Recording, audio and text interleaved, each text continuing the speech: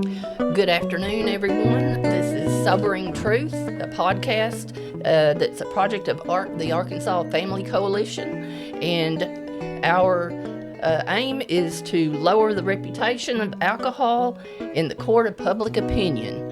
And my name is Joyce Cook, and my co-host is Iris Stevens. How are you doing, Iris? I'm doing just great in this rainy afternoon. Yeah. And I wanted to tell y'all about our free booklet that Mr. Bob Hester has compiled, spent many hours on, and you can get it free at and if you call 870-910-0464. And look at the statistics in it. I mean, it's just page after page of information that is available out there, but never all in one booklet that shows compiled. you the insurance costs, the life costs, the everything, all in one booklet. Most people never see at one time. That's right. So, Iris, you have something you want to announce? Yes, That's I local. do. Oh, I do. Our Quorum Court has received a request for an alcohol permit. Now, keep in mind, the Quorum Court deals with county issues.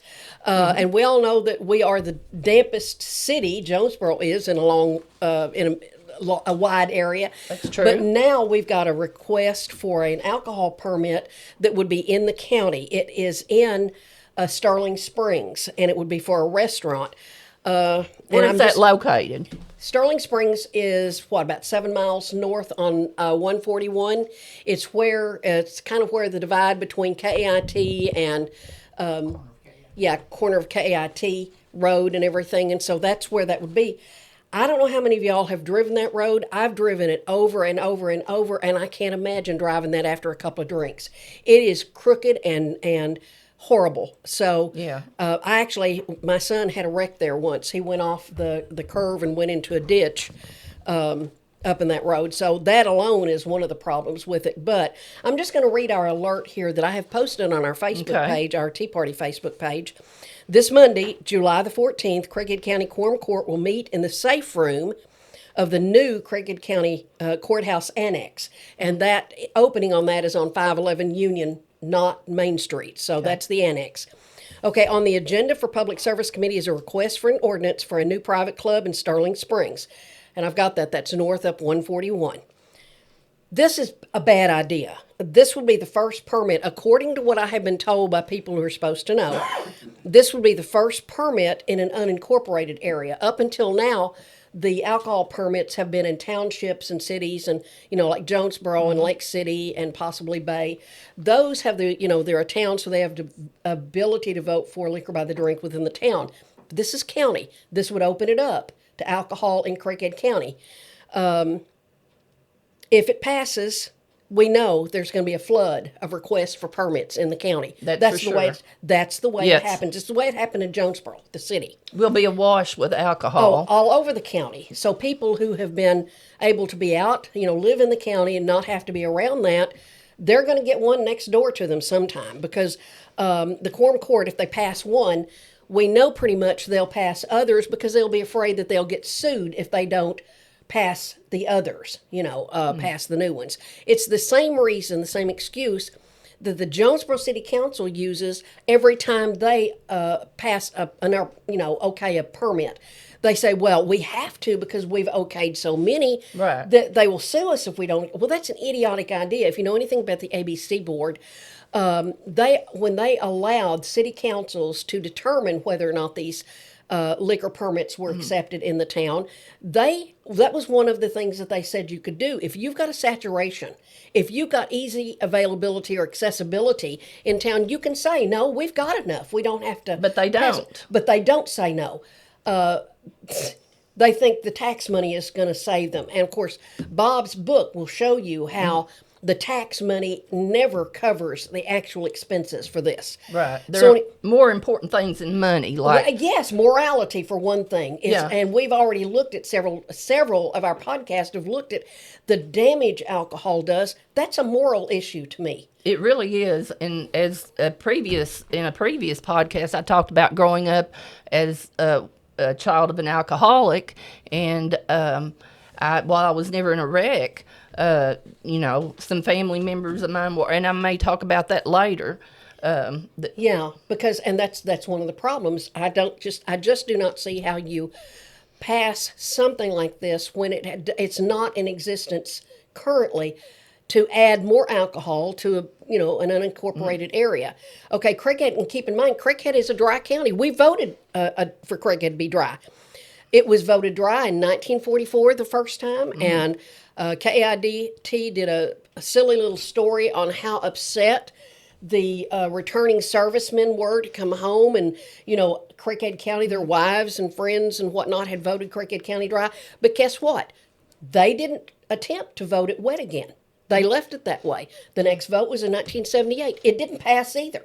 Or in 2014 either. Well, 2014, they couldn't even get... What? It was defeated 2-1. They couldn't even get the numbers on the initiatives. They couldn't get enough people to sign the petitions to even put it to a vote. I think I have that somewhere here.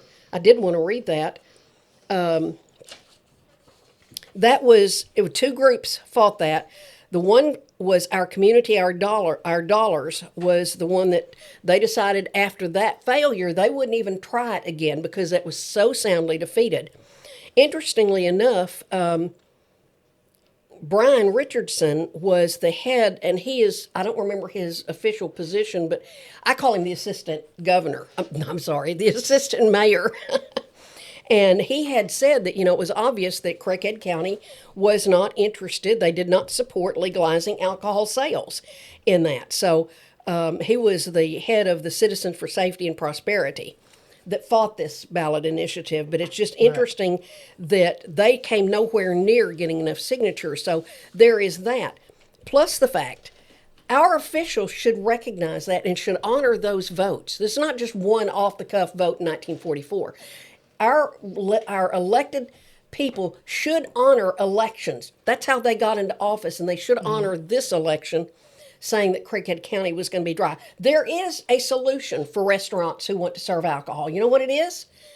They need to do an initiative, a petition initiative, and vote the county wet. If they want to serve alcohol, they need to vote it wet. We need to stop having our elected officials undermine the citizens' votes.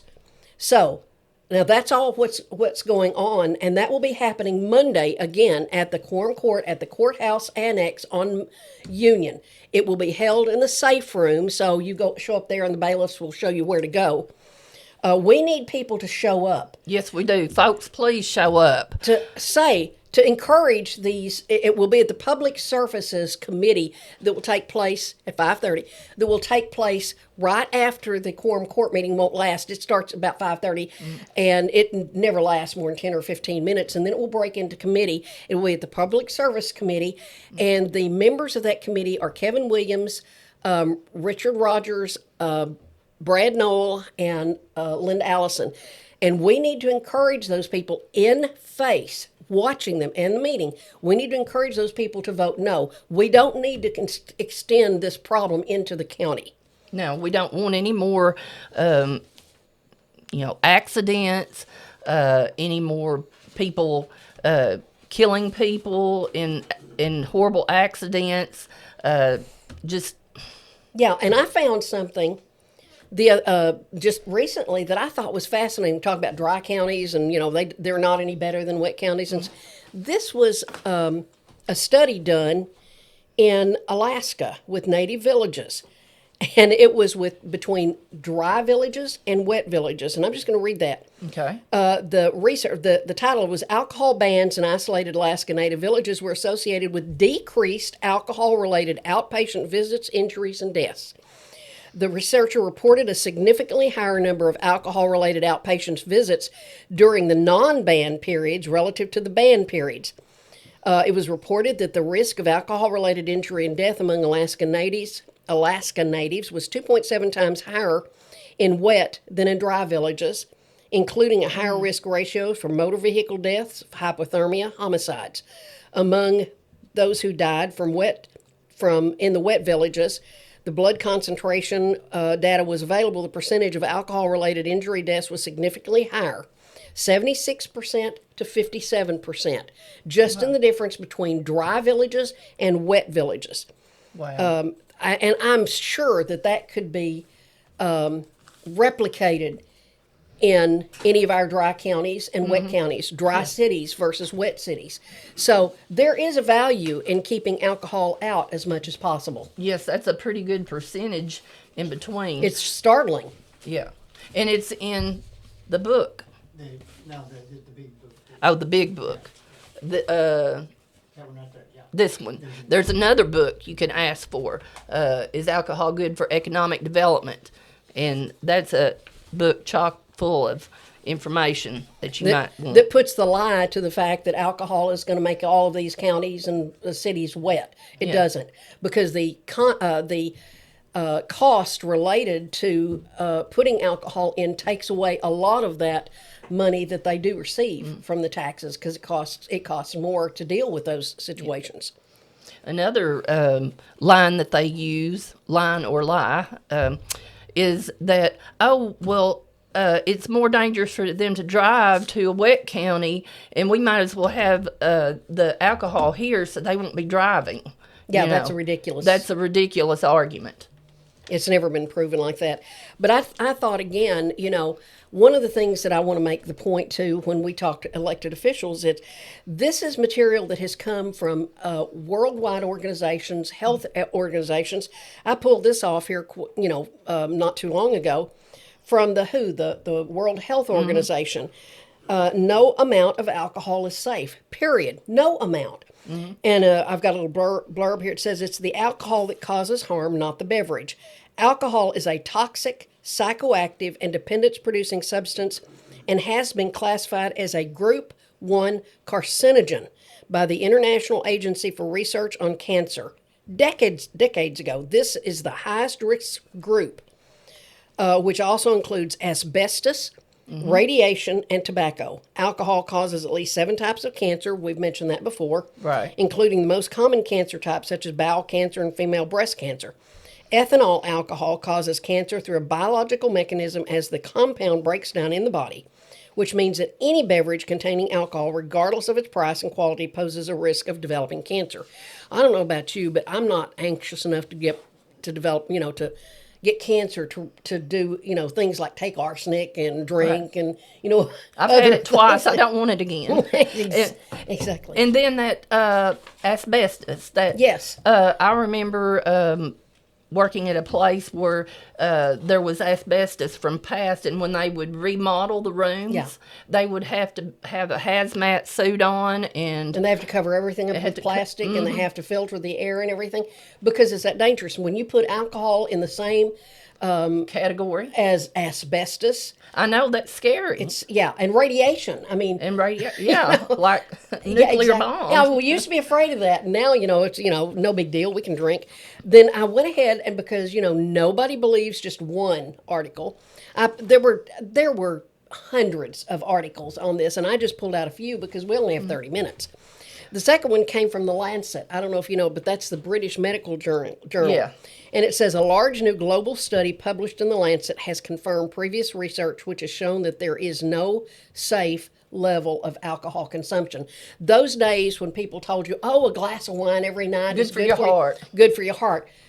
Those were lies. Yeah. And probably paid for by the alcohol industry, because I can't imagine any legitimate group, saying that. Right. They, alcohol and tobacco is heavily regulated. Yes.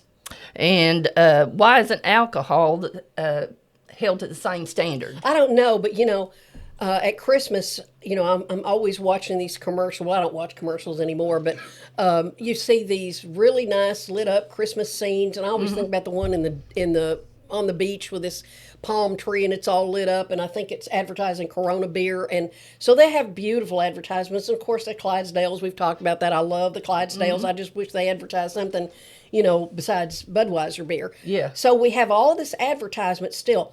Guess what we don't have advertisement on? Tobacco. Because they've decided it was so dangerous to people that we needed to get rid of the advertisement, because advertisement induced people to drinking. It made it look cool. You mean smoking? Smoking. And it does to drinking too, Yes. because they spend. I think the last year, I had it here. It was 3.3 billion. Alcohol marketing is a massive global industry, and according to the Federal Trade Commission in 2018, I believe it was, they spent 3.3 billion with a B on advertising, and it targets mostly young people. Yes. And now we have social media, so it's amplified on the social media, and they do these advertisements because they're free to do it. Tobacco can't sponsor a sports team, but alcohol can be set up at concerts, advertisements. And they have proven that these advertisements entice young people. Yes. And that's why they stopped the tobacco, because it was Yeah. they stopped the whatever the name of it was, a Camel. For Camel Joe cigarettes. Camel. Joe Camel. They stopped that because they saw that it was inducing young kids to smoke. He was a cartoon character. Yeah. And so, but they don't do that with alcohol. Let's No. have as much alcohol, advertisement as we can. And I'm going to say it again, and I probably will say it every third time that we meet. What's interesting to me is that when you go to the doctor, they'll ask you a series of questions when you show up. Do you smoke? But the next question is not, do you drink? And it should be, because this came out of Science Alert. It's also an advisory issued by the U.S. Surgeon General declares there's no safe level of alcohol consumption. In fact, alcohol alone is responsible for nearly 100,000 cancer cases and 20,000 cancer deaths per year in the United States. Alcohol. Yeah. But that's supposed to be okay.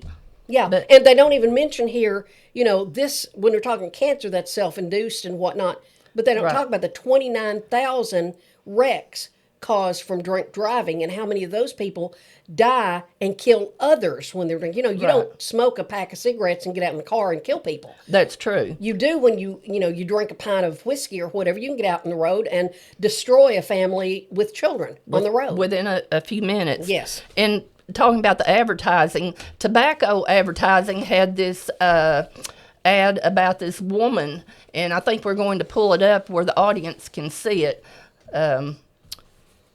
And she... If you're a smoker, I have a tip for you. Make a video of yourself before all this happens. Read a children's storybook or sing a lullaby. I wish I had. The only voice my grandson's ever heard is this one. It's pretty sad. It's sad because it's self-imposed. It's self-imposed, but yet the advertising helped push these people into you don't it. see it in magazines. You don't see it on the television. You don't see it on billboards.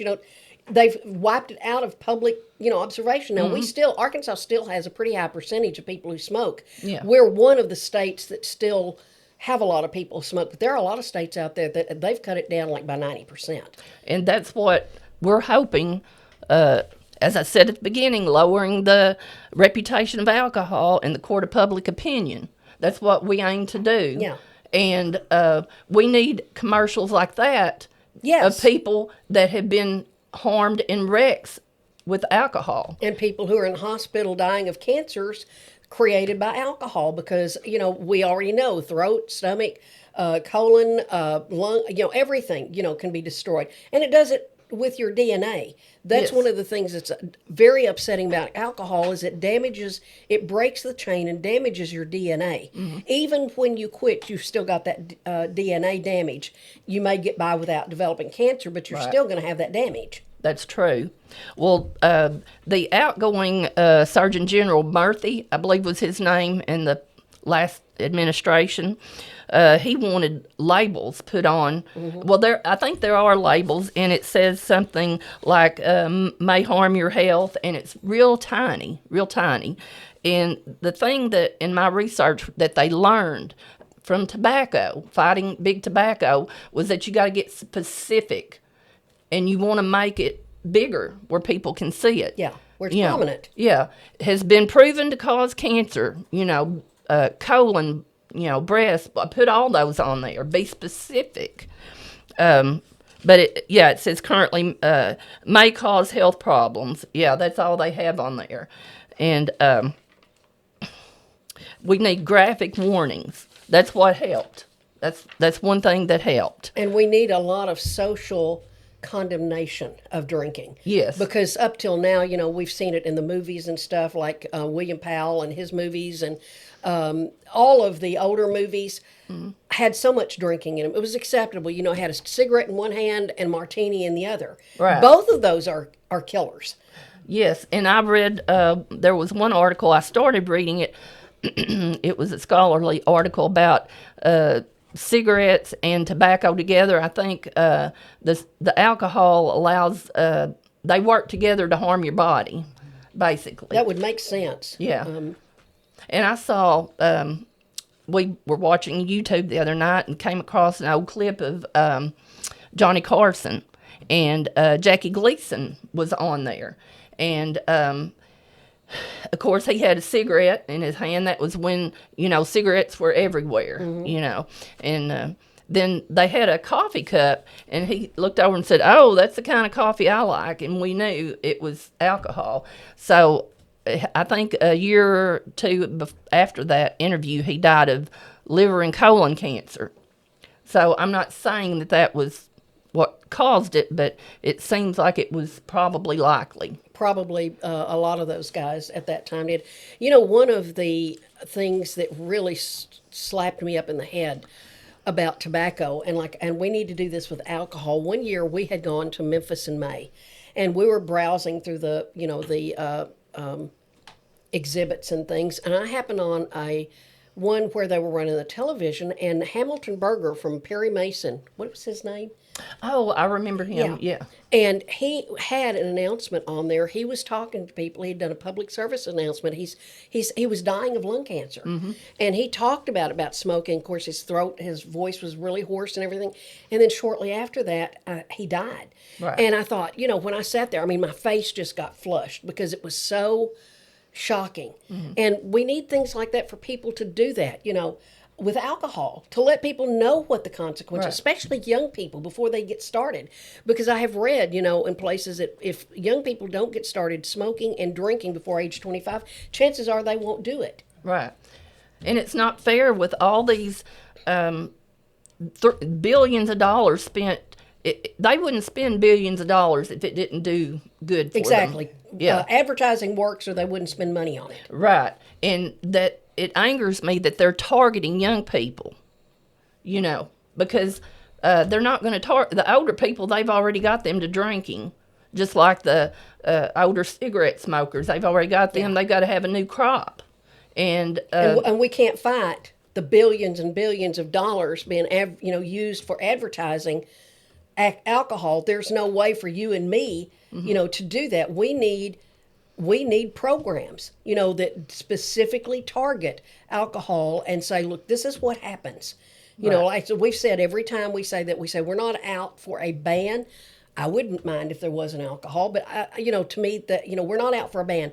We want to make it very sure that people have warning labels, like you said, specific warning labels, that we're not advertising it, that we're showing the problems with alcohol the same way they did with tobacco. Right. And you don't see people smoking in, when they had the smoking areas. That was a joke because it would go into the ventilation system. And I think people smoked on airplanes. I've not been on an airplane. Oh, yeah, they smoke. When I used to fly, yeah. You'd sit right next to a smoker and just, cough your lungs out too. Right. So, and that was like secondhand smoke. Well, the secondhand effects of alcohol are even worse than tobacco, to me in some ways. And so we just need a grassroots movement, and we want everyone to help us. And since President Trump is a teetotaler. Yes, and there's so many people did not know that he doesn't drink or smoke. One of the things, when I was researching him before, when he first came down the escalator, and I didn't know that much about him. I thought it was a joke. And so I started researching. I read everything there was. When I came on the bit about that he didn't smoke or drink, that almost made me support him right there, because this man was a multi-billionaire. He went everywhere, all sorts of parties, all sorts of associations. If he had the gumption not to smoke or drink when he was surrounded by that, that is a lot of character right there. And I know there'll be people want to throw a marshmallow at me or something for saying that. I don't care. To me, that is really something. Right. And then I hope people get on the bandwagon, the Maha bandwagon, Make America Healthy Again. This could be incorporated into this if RFK or President Trump is watching, or if Yeah, because they watch us every week. yeah, they watch us every week. We would love for them to help us, like you said, some programs. Yes. And To make it unpopular, so people say, just to show the realities of it, because we haven't had that up till now. right. But another random thought that came to my head, the ones that don't like smoking, they're all for smoking marijuana, though, because it makes them high. Yeah, and that's something we need to would talk about too. It's any substance that messes you up mentally. Yeah. We need to really take a look at. I just saw. I was just rereading that story. It happened a couple of weeks ago. A couple of guys that were changing a tire. They were from Paragould, yes. and this guy that was high or drunk, it was listed as a DUI, and I don't know whether it was alcohol or Right. drugs. But anyway, he comes along and runs over them and says to the people who he thought he had run over something, but he didn't know what it was. Oh, my goodness. That kind of stuff is totally unacceptable and totally unnecessary. Those two guys that were run over, their families are going through hell right now. Oh, yes. Because of something that was totally unnecessary. Frankly, I think it ought to be a murder sentence that the person, it shouldn't just be, whatever it is, accidental homicide or whatever. It should be a murder account when you run over somebody like that because you Yeah. were drunk driving down the road. Right. Absolutely. And it's going to happen again and again if we allow this to happen, folks. So we want you to come to the meeting Monday night. Yes, Quorum Court, Union Street, 511. Come to the Quorum Court meeting. It's 5:30. Sit through a 10-minute meeting, and then they'll break up into committees. You want to go to the Public Services Committee and encourage these four board members, Quorum Court members, to vote against this alcohol permit. Yes, because alcohol, I don't know why, but they have more lenient rules. And it's just open, Wild West, And it is a dry county. Yes. And these elected officials should understand that and should support the vote of the people. Yes. You're losing your vote when elected officials will not support you in what that vote was. That's absolutely right. And folks, remember, you can call and Bob Hester will send you, he compiled these books, he'll send you these free if you want them. And the number is 870-910-0464. And folks, we hope you tune in to Sobering Truths next week and appreciate you being here. Thank you.